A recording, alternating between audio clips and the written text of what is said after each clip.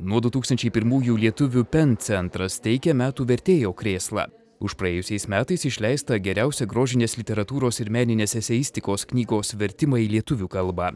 2009 metų laureatė Danutė Sirijos Giraitė apdovanota už leidyklos Vaga pasaulinės literatūros bibliotekos serijos knygą Antono Hanseno Tamsarė romaną Tiesa ir teisingumas. Apie ką šis kūrinys? Čia va toks už praėjusio šimtmečio Estijos kaimo gyvenimas.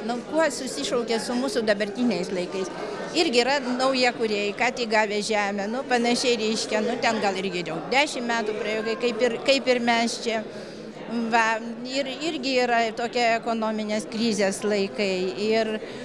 Ir va taip tokia viena šeima, reiškia tų naujakurių, kaip jie stengiasi išgyventi, įsikabinti, kaip jie nori tą savo žemę, ten tokią pelkėtą, sunkiai žemę paversti. Andresas, šeimininkas, pagrindinis herojus, paversti žydinčiais sodais, jis tokią visą laiką viziją mato. Ir toks apie tos šeimos ir tų laikų.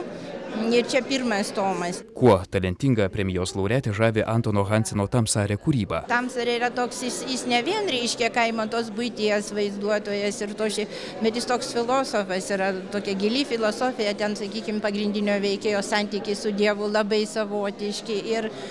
Ir ta kūrinio filosofija ir, gal kaip ir visat mane visur žavi, tie gamtovaizdžiai, tokie labai subtilūs, taurūs ir labai atliepiantis, reiškia, personažų gyvenimą.